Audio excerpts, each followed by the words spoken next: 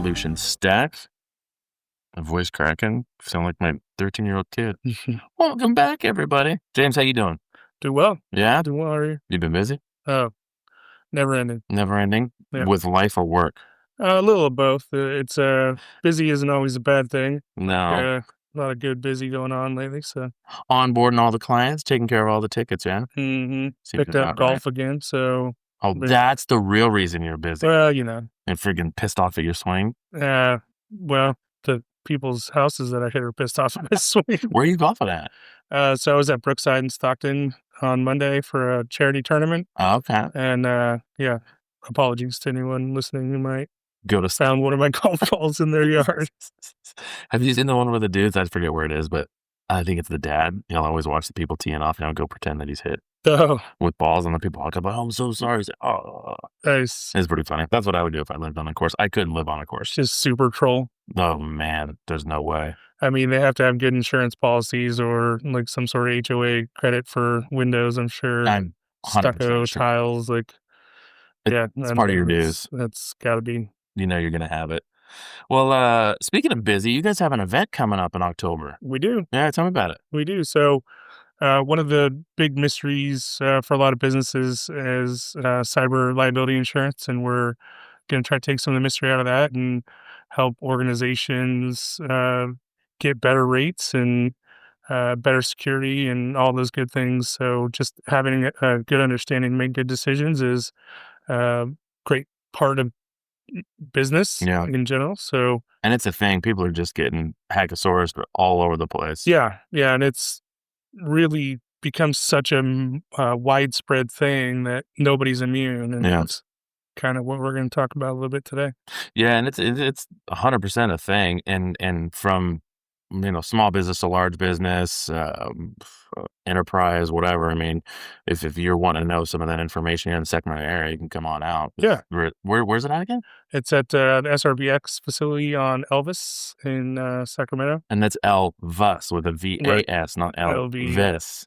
ELVAS. Yeah. I know. So for years, I'm like, oh, you're on Elvis Avenue. Yeah. I'm not sure if that was originally a typo or if it It probably was. some other Yeah. meaning there, but yeah, That's it's a great facility. We're gonna have some barbecue out there. We're gonna talk about the new frontier.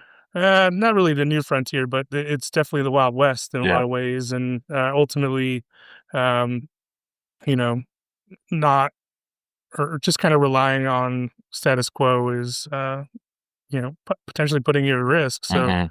we want to make sure again people have the information to make good decisions, and we're going to try to have a little fun along the way, and some good barbecue, and just try to make it a nice event for everybody. We're gonna have us Fuse 3 Bazzuto Insurance is co-sponsoring with us, and SRBX as well, and we're going to have some folks from the insurance industry come talk about all the nuances of insurance, because there are a There's ton. a ton. And this is way more than E&O. This is like, Oh, E&O is, I wouldn't even put that in the same we're round. not even going to talk about that crap. I mean, there might be some of it in there because look, there is a E&O component to it, but Mhm. that's such E&O doesn't cover probably as much as you think. Right. Right. It's like a blanket. Well, the insurance companies want to keep their money, and if you don't have specific coverage, I mean, think about just auto insurance, right? Like, Yeah. you can have your standard liability that's required by law, or you can go to comp and collision. You can add the glass rider. You can add Everything. all these different things in there, and each one is its kind of own little pod that you either plug in or don't, and Mhm. that can affect you when time comes to file a claim. So, Yeah. Good information source. So if you're in the area, you want to check it out, head over absolutely, to fuse3.com. indeed. Well, that leads us into actually what we're talking about today Mhm. is hackers, right? And why that's important, but specifically focus on the small business, because I do think everybody kind of has the same mentality of that's not going to happen to me. I'm too small. Yep. Is that fair? Do you hear that a lot? Oh, all the time, Yeah. all the time. Do you hear that when people are calling into you and saying, I heard I need this? Or is it more when you're out at an event or talking to someone and it comes up and they go, "Pff, I don't need that." It's a little more subtle than that. Yeah. Some people say that, well, some just avoid the conversation altogether. right? They go ostrich, bury their head in the sand, Kinda, and yeah. just be And like, then "La, la, la, la, la." right, and then, some say, "Oh, we're" like, one of my favorite ones is, "All of my employees are trusted." Well, I I'm literally dealing with a client right now who had an employee quit and take a bunch of proprietary and potentially personal information with them out the door, like, just emailed it straight to their personal Gmail account, and, you know, this isn't the first time. We've had, clients who had people who left essentially started their own competitive business and stole all of their proprietary manuals and processes and resource materials and, all these things, and it's like, okay, like, I get it. You wanna trust the people who work for you, but at the end of the day, Mm, I've had that happen. people are people, Yeah, I've had that happen. and trust can be abused, What's and the recourse on that? Like, what do you guys do in that scenario? if you're coming to us and saying this happened, Mhm. not a whole lot we can do, right? We're gonna direct you to your lawyers and say you need to kinda work with them to strategize on Yeah. how to approach this, Good luck to you. and then we say, we should probably put some controls in place to Mm. try to prevent this in the future, but, again, it's very much, it's not gonna happen to me until it does, and then Which isn't that the essence of insurance? I don't need all that, but when crap goes down, you're like, yeah, "Doggone it." yeah, and, insider threats in particular are a little bit, tricky to navigate in the insurance realm because, like, once the information's, like, gone, there's not really much anyone can do, like, even putting a value on it can be tough. Yeah. So, reputation, competitive advantage, those kind of things are, we'll say, somewhat intangible. I mean, you can put a dollar amount to them, but at the end of the day, um, you know, this is always going to be an ounce of prevention is worth a pound of cure. Yeah. And in some cases, a dollar of prevention is worth 100 or $100,000 worth of cure. So, Yeah. understanding the ROI on your security efforts for whatever those valuable items that you possess are, that's something you should be thinking about as a business owner or CEO. And the reality is that all businesses create value. They have Mhm. value, or they wouldn't be businesses, Yeah, yeah. right? They just wouldn't exist, Especially right? any longevity. Right. Yeah. And, at the end of the day, you have to quantify that to a certain extent and then, make some uh, common sense decisions about how you're going to preserve that value. Mhm.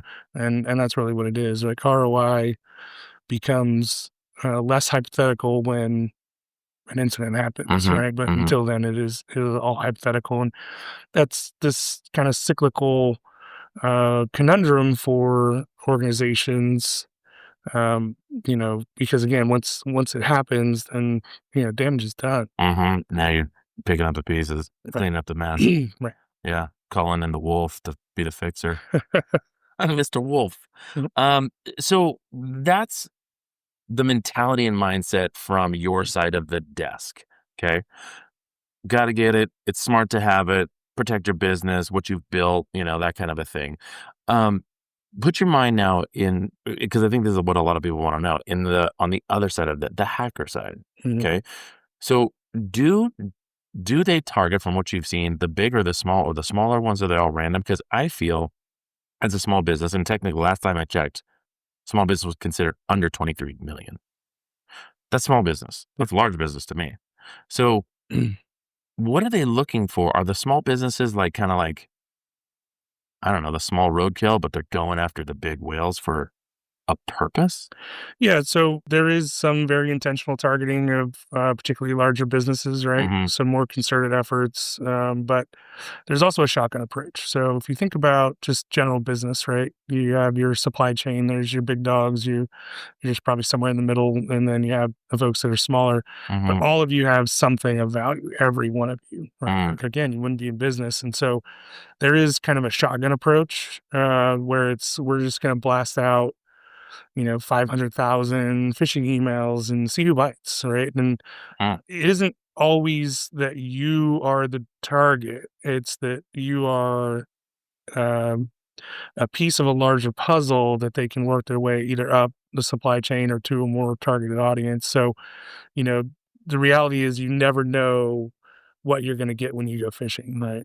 So you're like in a hunting metaphor, right? You're the poor little deer that just happened to walk right in front of the blind. Yep. Bam, And, gotcha. sometimes it's a whatever 10-point buck and sometimes it's a 2-point, but Mm, both of them are going home with you. that's crazy.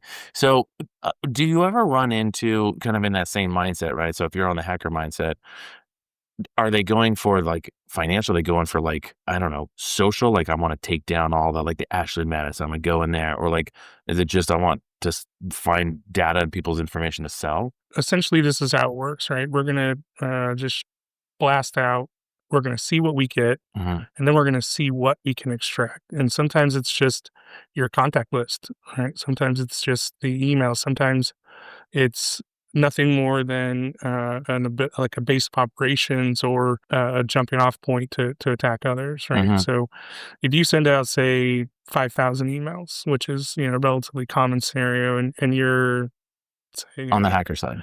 right, so a hacker sends out 5,000 phishing emails Mhm, in a day or whatever, and then they get a small percentage, which is 5, 10 bytes, right? okay. So then they're going to go through your mailbox and they're going to pull all your contacts because you probably know somebody who does Mhm, something that that they is want. valuable, even if you're, you know, I don't want to say the lowest of employees, but those with the least responsibilities. There's someone in your organization, CEO, HR, Right. finance, one of your clients. Some of these things. They're going to gather all that information. They're going to look at some of these conversations, how you fit in. Then they're going to start being a little more targeted, right? Oh, so this lab bot this bot this is humans looking at this. It's a combination of automation and human, like anything. But at the end of the day, again, even if you're not of value, so to speak, Mhm, the value is the people or the mhm. conversations you have, the The numbers contacts. you have. Just in general, it's a jumping off point because even Tyler, may not necessarily be the CFO, but you probably know one. When you have one of your contact, that's what they're Probably after. right. You're Is probably that is that when people go get the whole, like, "Dude, I got an email from you that says you need to get me out of jail, send a card." yeah. That's part of it. That's what Yeah, those are? yeah. I mean, it Oh my goodness. almost everything we see is, well, that's too broad a generalization, but a lot of what we see is coming from a supposed trusted entity, right? Someone an organization, maybe even referencing some business you did. So one event that we just recently worked through, somebody was phished and they had a global admin account in their Microsoft 365. Ooh, So they went and created their own global admin. They essentially attached themselves to multiple mailboxes, put in all kinds of like transport rules, and they were doing the thing, and I knew what they were doing. they found a crack, right? So Oof. number one, don't ever combine your regular account with an administrative account. That's just bad, bad, bad, bad practice. So, but once you have that type of control, right, then even after we kicked them out, we cleared everything out. Mhm. Now their clients are getting emails from them, I'm doing air quotes here, Yeah. them, saying that, you know, "Hey, look at this document," or whatever, right? And they just kinda build this persistence, build this presence, and just continue to mine those who they kind of parlay off of that initial breach. So they can read back through someone's email, someone trying to get an approval on something, and they just send it in and it looks whatever. Then, "Hey, check this PDF," and boom, they're in. It just Yep. spreads from there. And then all of a sudden, one of your business partners gets an email from your email address at outlook.com or something like that, right? So Mhm. it looks convincing enough at first glance. Oh my gosh. It's not something that your brain's going to catch right away. And then all of a sudden, you're now compromised, and then it's off to the races. And they just, kind of literally leapfrog Mhm. through contacts until they find something worth value. And My favorite is and I don't know how they know this, is your package is late. Click Mhm. on here to verify that we're still good to bring it from UPS Yep. or FedEx or whatever. But legit, how are they getting they must know that I just got something on Amazon, Yeah, when they just assume it, right? and it just happens How in it. many Amazon packages do you get in a week? Let's But be honest, yeah, I can't tell you that. right? You'll judge me. But if you multiply that by 350 million people here in the United States alone, on average, people are getting one to Mm. multiple packages a week or, several a month probably. So their numbers are totally based on chance. They're straight up gambling, rolling the dice and going, "Let's see what hits." It's effectively free to send an email. Dang. And So so they why don't. wouldn't you? Yeah, yeah. So they don't necessarily. Well, I mean, there's some that will target specific companies and entities like I asked, but They're not thinking of employee count. They wouldn't be like, "Ooh, let's target 20 and below." No, and that's I think a common misconception is they're gonna, have some sort of preference, and to a certain extent they do. Don't get me wrong. Like I said, the bigger companies, they're certainly, we'll say, a more persistent target, but at the end of the day, it's really well. Let's put it in this term. So, United Healthcare, right? Mhm. This, I've heard of them. yeah, yeah, they're a massive target, right? Yeah. How many subcontractors and Oh, like vendors do you think oh, they have? yeah. I mean, from patients and employees alone. Right, and let's exclude patients, we're talking like business partners, right? Mm, And if you think about that, then how many different opportunities are there to get to that first layer or mhm, that second layer or that third layer, and they're gonna work their way towards it, right? So they might not even be targeting something like that, but they're gonna end up there. And so you as a small business are often the weak link or the one that gets targeted because what they're primarily going after is user behavior, right? They know that smaller businesses don't invest in security as heavily. mhm. And so they're going to find that kind of chink in the armor through those relationships that are less focused on these types of things. So they're not, and that's one of the questions, is their number one goal money? Most of the time, yeah. But their Most of the way time. to get there is what you just said, the patterns. Yeah, so if you think again about how you do business, right? Mhm, You don't just go to the ATM and pull out money, right? You got to put in some work to do that. mhm, And, sometimes it's a marketing plan to reach a certain audience, and like there's a lot of legwork into turning your efforts into a dollar, and mhm, they're no different from a business standpoint. hmm, They are businesses, like make no mistake. These are legitimate, air quotes again, legitimate businesses. They are that do this. yeah, no, there can be some, we'll say, contractors or kinda independent agents, but they have, actually amazing infrastructure for, accomplishing these things, and they take it very seriously. Oh, yeah. Yeah, Hollywood's kind of ruined me, and then I think probably everybody else when they have that, mental picture or image yeah, about what that is. I perceive young kids or whoever that are in a dark room that are going out and doing stuff, and it's always under stress. It's like, "You got 60 seconds to crack the code." yeah, But you're saying that's not the case. There's not at all the case. They have what does it look like? so you can take a number of forms, but, there are essentially call centers, right? Like, these big kind of office spaces where they'll have people in Mm, there scamming through phone calls or emails. Let me give you another example. So there was a client of ours who got a pop up on their screen that said, "Your computer's infected. Call this number." Right, and they call in and of they course. give the person remote access. Right. Ooh, Well, that guy probably wasn't solo. Right. They had yeah, infrastructure to back it. They had like a team of people. They had literally a call center that you call into, and whoever you get is going to follow the script that they're provided to try to get you to patch give them everything, yeah. access or do whatever. And then once they have remote access to your machine, again, they're going to like pretty instantly try to gain some persistence, right? They're Mhm. gonna try to make it so that they don't have to have your attention to access your machine and, get the data from you, and then they're just gonna mine it. They're just gonna pull everything they possibly can. It'll get analyzed, it'll probably get escalated to a different team even, and, like, When do they sell it? If they'd even do. that's a tougher question. I mean, the I don't wanna throw off your hacking skills, so you don't have to answer it. no, it's when they prove some value. So there's there's Mm, there's shops on and sometimes like anything else, like lead generation, right? Like sometimes they're more valuable than others, but they get bundled up and sold. So there's like initial access brokers mhm. where they're like, hey, we have access to this organization and we're going to sell that for surprisingly cheap, actually, 50, 60, $100, something like that. Really?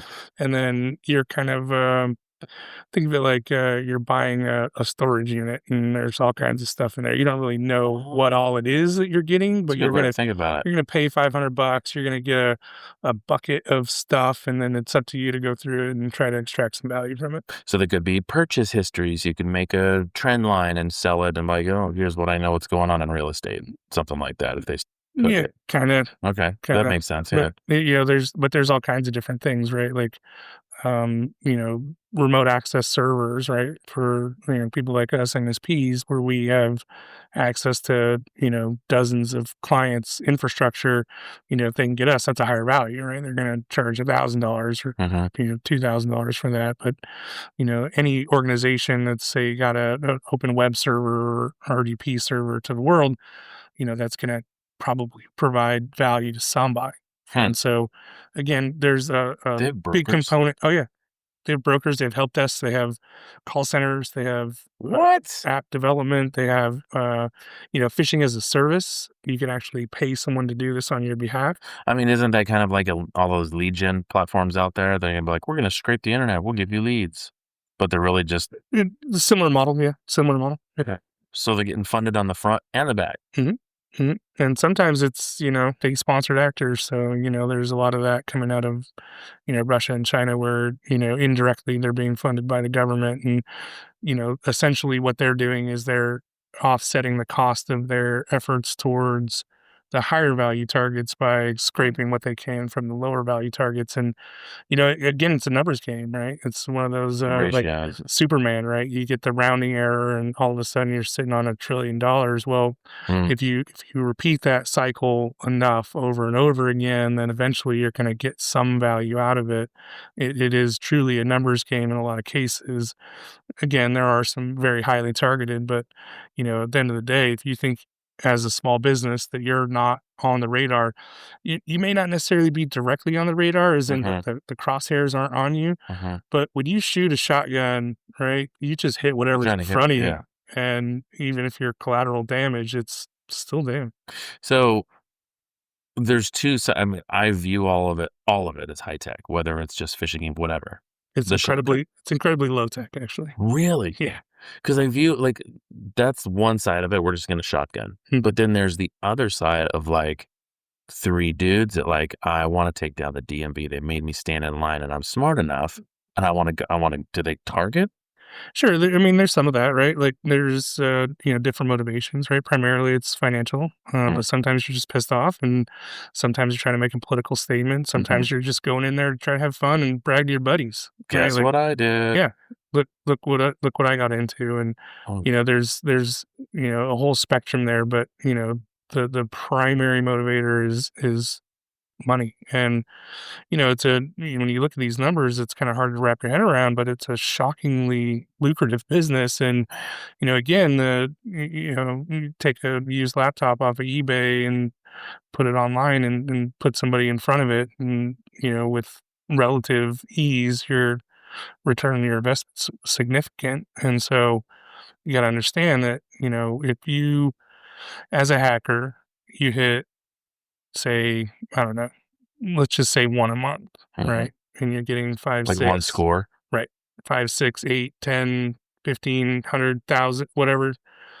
That's a significant Hmm. return on your investment, right? Like I don't make $100,000 a month, That's true. In right? And sales, if you yeah. get one per month, you're sending out, again, 20, 30, 40,000 emails, Numbers phishing game. emails. It's a numbers game. And so everybody is a target because they know that they're going to be able to work towards some financial benefit at the end. What type of impact does this have on a small business You if know they get hit? that also ranges, right? Mhm. And in some cases, it's an employee went and bought $500 worth of gift cards and sent the codes to somebody thinking it was the CEO, right? Like that's a pretty common one. I've seen it stretch up into six figures pretty easily, and it's, rarer, but it's still, common enough cases. It can get up over 1 million, like pretty quick. So, A it million really, and what? $1 million, In. one event. Oh, So, that would cost a small business. right. So it's like, What's the damage to them? they step in front of like an ACH payment or something like that. Uh, Some of these businesses, even though their profit, even their revenue, say 500 million. Okay. Well, their profit from that is probably like 50 million, right? mhm, And so a lot of that money is just passed through, right? You're paying vendors, you're doing all these things, and that's where a lot of this like higher dollar amount comes in, right? mhm, So, say you're a construction company and you're buying, just for sake of conversation here, $1 million in wood, mhm. and somebody gets in front of that invoice and redirects that ACH payment for $1 million in wood to somewhere offshore, and you're probably going to be hurt on that, Oh, right? Jesus. And sometimes they get some of that money back, sometimes they get it all back, sometimes they don't get any of it, sometimes your insurance covers it, sometimes they don't. Like, Mhm.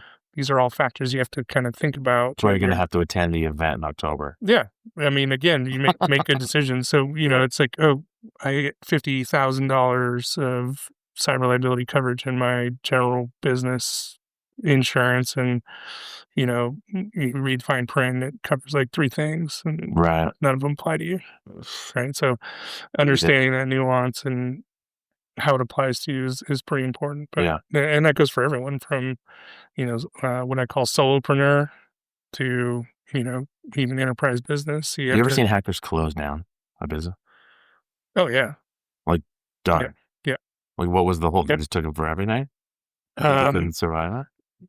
yeah, so they would effectively destroy their ability to produce, right? So sometimes it isn't the hack itself that takes you down; it's kind of what cascades from it, Mm, right? So if you're a manufacturer and they go in and they nuke your CNC stuff, right? You lose all your data or whatever. You didn't test your backups, right? Like, you have no way to actually produce your product anymore, and that can put you out of mm. business pretty quick It's a side effect. because the people you're selling to, they're going to wait for you to fix it. They're going to go find something else in Mhm, their own operation to run, and mhm. Call uh, me when you get it back online. pretty much, yeah. So, again, it's such a wide spectrum of impact, Mhm. that it's hard to say this will happen to you, but there's a ton of what could happen to you. And Yeah. again, there really is no rhyme or reason to it. And I think that's part of what people have a hard time wrapping their head around, is that, Mhm. it's not always intentional, it's opportunistic. Yeah.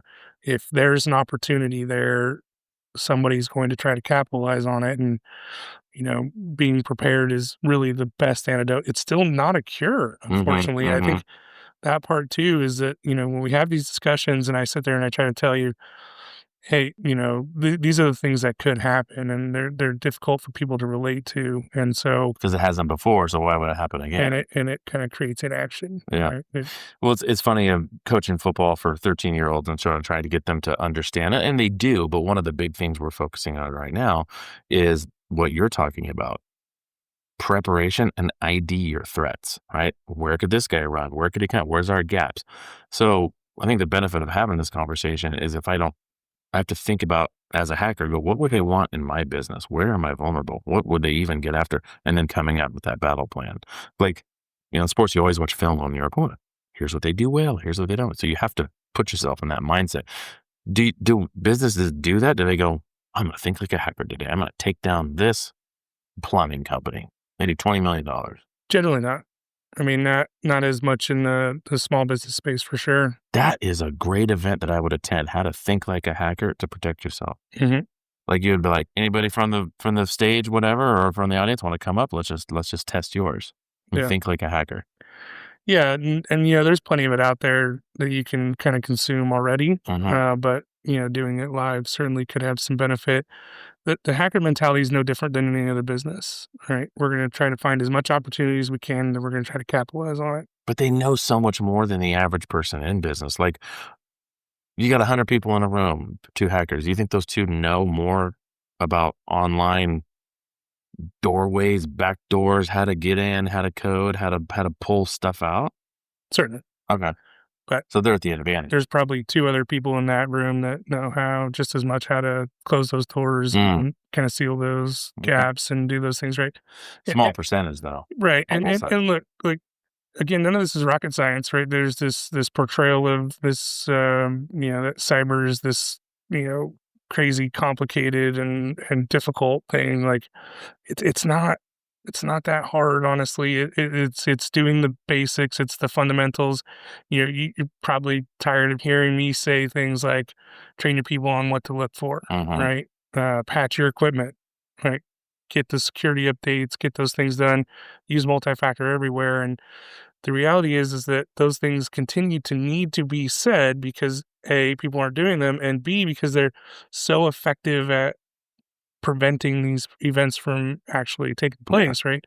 That's a common thread that you've been able is, like, you have to be proactive. Right. And there are certainly evolving and kind of new threats that pop up all the time, and we can get into that ad nauseum. I mean, that's a rabbit hole that we can go down Case for by case. indefinitely. But at the end of the day, like you do 4 or 5 things, and you can save yourself 80% of that risk. So this is that old I don't know saying that says if there's a group of people running from the bear, you don't have to be the fastest, you just can't be the slowest, because they're taking that path of least resistance, right? Yeah. Like they're looking for that easy target because they know that once they have some sort of inside presence, Mhm. they can parlay that because now they've become quote unquote trusted, right? So, Right.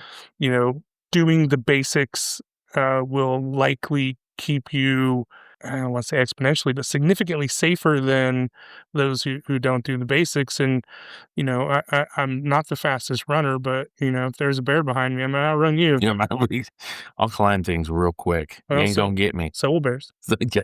Have you ever seen them climb, like, fast, like, angry climb? I mean, videos, Yeah, that's thankfully. what I mean. Yeah, not in person. Hopefully not in person. Yeah. That's crazy. So we've talked about it. You've been good about not dispelling myth, but kind of like, what's a huge thing that you hear that you wanna like a myth you wanna bust? Really, it's going to be There you go. Yeah. it can't happen to us. I mean, that's really the gist of it is, well, the two primary things I like to tell people, it's not about trust, right? Mhm. Even your employees or your staff, or sometimes the people close to you, because they have that access, that can be problematic for you, right? Mhm. And then the other one is, again, just, this doesn't apply to us for XYZ, right? Okay, well, it may not necessarily be the trying to phrase this appropriately here, but Let it rip. really, it's at the end of the day, if you have a computer and it's connected to the internet, you're vulnerable. Period. That's End it. of Done. story.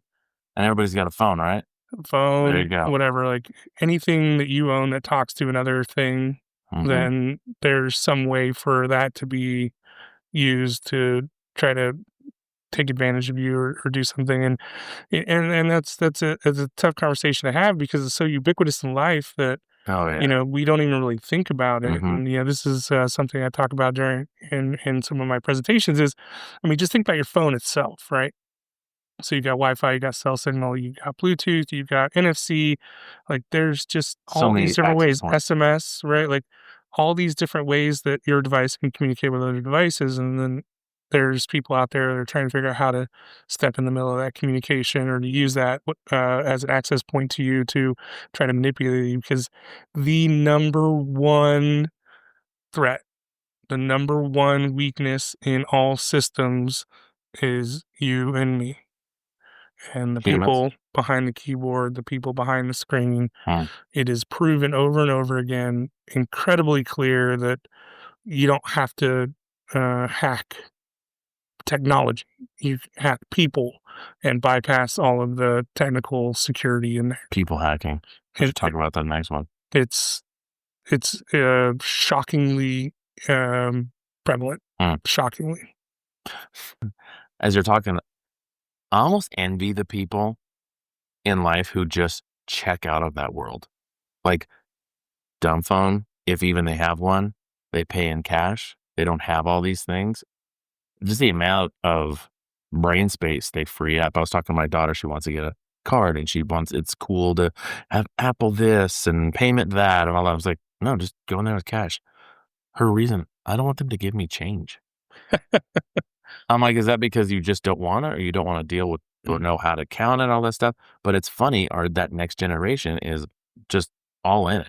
That's all I know. That's all they know. Yeah. And so there's got to be just monster opportunity. Yeah, and generations from now, it'll be even further along, Oh, right? Like jeez. it's look, like we to a certain extent either actively or passively accepted this life, Mm, right? These things that are happening to us. Some of it is driven both. by the companies that we deal with that we want to buy products and services from, and Hmm. even let's say like credit cards, right? It used to be remember the old paper Yeah. right? Even those were susceptible, right? Oh, they There's swiped it and then kinda embedded the number Yeah, like on the film.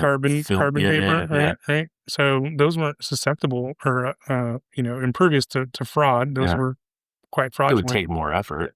Right, but, they put technology in to try to, protect themselves Mhm. and the consumer, and then, okay, well, we can use this technology to do that, and so it all kind of parlayed on, just layered on to one another, and then all of a sudden, you're in a place where, you wouldn't even fathom it Mhm. 30 years ago, and, you know, and again, we all kind of went along for the ride, and, shifting that back or trying to change that course at this point, Mhm. excuse me, is, uh, That's a uh, huge ship you can't turn around. yeah, it's effectively futile, right? Yeah. Like, this is a like a broader conversation about, the concept of privacy is dead, and Oh, we all kind of helped it into the grave, was that I was talking about Palantir? probably. Bro, but most likely, I think yeah. we've discussed Palantir, but yeah, Spooked about that. That's so nuts. that's certainly an extreme example, but at the end of the day, Netflix, Amazon, Google, like they're all doing effectively the same Mhm. thing, right? Like they're gathering a bunch of information about your buying habits and things like this, trying to target Yep. you more specifically, and that's really what it boils down to, right? So Palantir is a more extreme example, but Still there. it's and with AI, it's it's gonna get way worse before it gets better. I Oh, mean, no. but again, it, it affects everybody, right? Mhm. Because it affects your personal life and it creeps into your business, and in some cases is a business of its own. But Mhm. like there's a lot of a lot, but there's a few loud voices out there that advocate for privacy, and I think the basic lack of understanding of what all is actually happening behind the scenes is Yeah. difficult for the average human being to wrap their head around because technology's advanced so much further than our understanding of it. I'm talking broadly Yeah. in society I that don't we like implicitly kind of just allowed it to. yeah. Uh, And I think when you do, and I have a tendency to do this, if I want to learn about something, I'll jump in, obviously just dive. And this sheer volume of information, it's overload. And you can spook yourself real quick and be like, oh, I don't want to think about that. That's crazy. right, And so I think a lot of people will do that. and I think one of the other parts is that there's a significant portion of that information that's inaccurate, Mm. Oh, right, or outdated it's the or internet. intentionally wrong, right, to kind of Hmm. beat that pass, and so making like understanding it can become quite difficult for those who don't kind of live in it, right? Right. It's one of the things I have to kind of work on continuously is, hey, I've been doing this for so long and I know the nuances and the ins and outs of it. Very few people do know it to that Um, level. And I'm not sitting here saying that I'm some wonderkin that, has this crazy, you know, deep understanding. Like there are plenty of people out there that know it, deeper than what I do. mhm.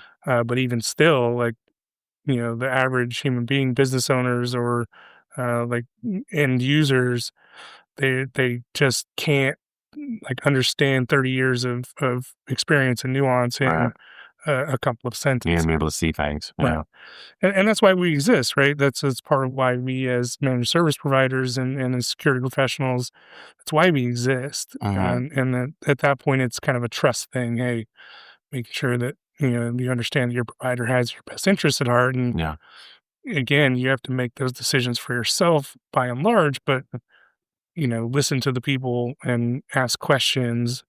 Be proactive is really what I'm It is. It's hearing. proactive, that ounce of prevention, Prevents, what is it? A found a cure. pound of cure? Mhm. There's a couple different takes on that. So if you're the small business that's listening to this, besides call you and attend the event, register, what would you advise them like the first two things that they should do? The very first 2 things would be multi-factor and train your staff. Okay, there you go. That's a quick, easy one. And you've got solutions for both of those. Yeah, Uh, and, most vendors, email providers, web providers, almost everyone supports multi-factor at this point, mhm. right? So And that's something that people can do like right now. oh, yeah, should've did it yesterday. And if they don't know, and you guys have a solution set, the boss solution set, so you have that, you come in there and they'll do an audit, autopsy, whatever you want to call, and be like, all right, we know exactly what you need right here. Yeah, so we certainly have, built out a set of technologies and processes that we believe are pretty secure. Mhm. We got some proven performance with these, and stuff like that. But regardless of what flavor of ice cream you like, if I mean, that's a bad analogy, but No, I like it. Keep going. I'd say just eat the ice cream, right? Like you have to know that that what the ingredients are, Mhm. and I don't know, yeah, that does. But I feel what you I smell what you're stepping in. I got it. I guess my point is that if you take just a little bit of time, you don't necessarily have to understand how it works from like a deep level, Mhm. but understanding that it's important and it's needed, and that you can do it without. I mean, they've made a lot of this incredibly simple to put in place, Mhm. and there's tons of free resources out there. It is a little bit of a time investment, but you still have to make a choice to go do it. Yeah. Yeah. And at the end of the day, if you don't ever make that choice to go do it, then you live with the consequences if something happens. It's Right. just the reality of it. Right. And documentation, knowing what you're doing, how you're doing it, and documenting that you even are doing it. Because I'm sure the insurance people are going to want to know Yeah. what's your proven process. Yeah. I mean, That's part of it. generally with most applications, they're going to ask you, you're going to fill it out. Mhm. Right. And you can put whatever you want on that piece of paper. And some companies will say, you got to give us proof. Yeah. Right. Some companies won't. But if you get breached or something does happen and they come back and they find out that maybe that application wasn't accurate Mhm. for whatever reason, well, just like any other We'll look for a reason to get scenario, out. you're going to void your warranty, Yeah. right? Yeah.